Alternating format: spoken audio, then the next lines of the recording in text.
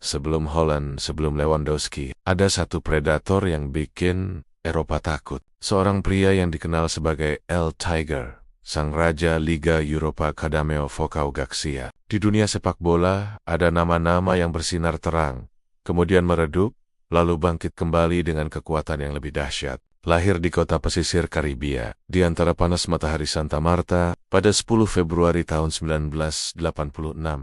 Nama Falcao identik dengan insting predator di depan gawang. Perjalanannya bukanlah jalan yang mulus, melainkan sebuah roller coaster yang penuh dengan puncak kejayaan, jurang sedera, dan kebangkitan yang menginspirasi. Falcao membuat sejarah sejak usia sangat muda. Pada 28 Agustus tahun 1999, ia melakukan debut profesionalnya untuk klub Lanceros Boyaca di Divisi 2, Kolombia. Yang luar biasa adalah usianya saat itu. Baru 13 tahun dan 199 hari. Ini menjadikannya debutan termuda dalam sejarah sepak bola profesional Kolombia. Bakatnya yang luar biasa sudah terlihat jelas. Bakat besar ini tidak lama tercium oleh para pencari bakat dari Argentina. Pada tahun 2001, klub raksasa River Plate memboyongnya dengan biaya $500.000. Disinilah Falcao benar-benar ditempa. Pada musim panas 2009, Falcao mengambil langkah besar menyeberang ke Eropa.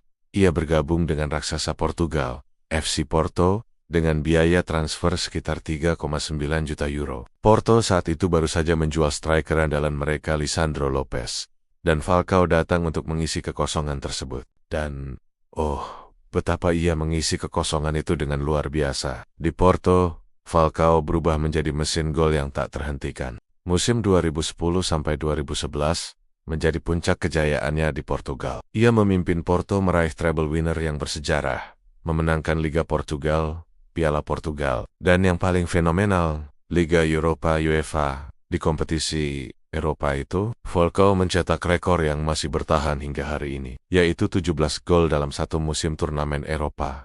Ia benar-benar menjadi raja Liga Eropa. Performanya yang eksplosif membuat klub-klub top Eropa berebut tanda tangannya. Pada Agustus tahun 2011, Atletico Madrid memecahkan rekor transfer klub mereka dengan mendatangkan Falcao seharga 40 juta euro. Di ibu kota Spanyol, El Tiger melanjutkan aumannya. Ia membuktikan bahwa ketajamannya bukan kebetulan. Musim pertamanya bersama Atletico, ia kembali menjuarai Liga Eropa, menjadikannya pemain pertama yang memenangkan gelar Liga Eropa secara berturut-turut dengan 2 tim berbeda. Ia menjadi idola baru di Vicente Calderón, mencetak gol-gol krusial, dan menampilkan penyelesaian akhir kelas dunia yang membuatnya dianggap sebagai salah satu striker terbaik di planet ini. Puncaknya adalah ketika ia masuk dalam FIFA Pro World 11 tahun 2012, menjadi satu-satunya pemain Kolombia yang pernah meraih prestasi ini, dan menempati posisi kelima dalam voting FIFA Ballon d'Or di tahun yang sama. Pada tahun 2013, dunia sepak bola dikejutkan dengan keputusannya. Di tengah minat dari klub-klub elit seperti Real Madrid dan Chelsea, Falcao memilih untuk bergabung dengan tim yang baru, promosi ke Liga 1, AS Monaco. Transfer ini memecahkan rekor klub dengan nilai fantastis 60 juta euro. Falcao menjadi proyek ambisius Monaco untuk menantang dominasi Paris Saint-Germain. Awalnya berjalan mulus, ia langsung menunjukkan ketajamannya. Namun, mimpi buruk datang pada Januari tahun 2014 dalam sebuah pertandingan piala domestik. Falcao menderita cedera ACL yang parah. Cedera ini tidak hanya mengakhiri musimnya, tetapi juga menghancurkan mimpinya untuk bermain di Piala Dunia 2014 di Brasil. Padahal ia adalah pencetak gol terbanyak Kolombia di babak kualifikasi dengan 9 gol. Masa-masa sulit pun dimulai. Setelah pulih, Falcao dipinjamkan ke Premier League, pertama ke Manchester United pada musim 2014-2015.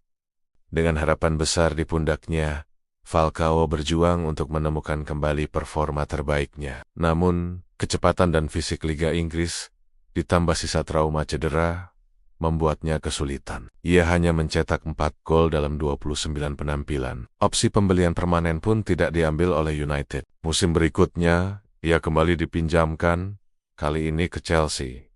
Sayangnya, ceritanya tidak jauh berbeda. Ia lebih banyak berkutat dengan cedera, dan hanya tampil sebanyak 12 kali, dengan torehan 1 gol. Banyak yang mengira Karir El Tiger di level tertinggi sudah berakhir. Ia dicap sebagai salah satu transfer gagal terbesar. Pada musim panas 2016, Falcao kembali ke AS Monaco. Tidak ada yang menyangka apa yang akan terjadi selanjutnya. Di bawah asuhan Leonardo Jardim, Falcao terlahir kembali. Ia ditunjuk sebagai kapten tim dan menemukan kembali insting membunuhnya. Dengan kepercayaan diri penuh, Falcao memimpin lini depan Monaco yang dihuni para talenta muda seperti Kylian Mbappe, Bernardo Silva, dan Fabinho. Secara ajaib, ia mengapteni Monaco untuk meraih gelar Ligue 1 pertama mereka dalam 17 tahun, menghentikan dominasi PSG.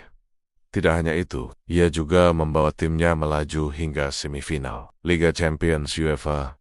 Kebangkitan Falcao menjadi salah satu cerita paling inspiratif di dunia sepak bola. Setelah sukses besar di Monaco, ia mencari tantangan baru di Turki bersama Galatasaray pada tahun 2019, di mana ia disambut bak pahlawan oleh puluhan ribu penggemar. Setelah 2 musim di sana, ia kembali ke Spanyol pada tahun 2021, bergabung dengan tim kuda hitam Rayo Vallecano, dan masih menunjukkan sisa-sisa magisnya di La Liga. Di level internasional, Falcao adalah legenda hidup Kolombia. Ia melakukan debutnya pada tahun 2007 dan telah mengoleksi lebih dari 100 caps. Dengan 36 gol, ia adalah pencetak gol terbanyak sepanjang masa untuk tim nasional Kolombia. Meskipun absen di Piala Dunia 2014 karena cedera, ia akhirnya berhasil mewujudkan mimpinya bermain di panggung terbesar pada Piala Dunia 2018 di Rusia, bahkan mencetak 1 gol. Dari seorang anak ajaib di Kolombia, menjadi raja di Portugal dan Spanyol, melalui keterpurukan akibat cedera parah di Inggris,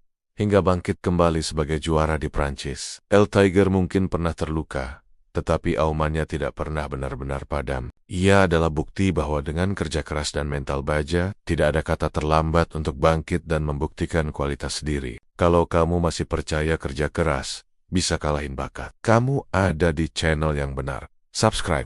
Kita lanjut ke legenda berikutnya.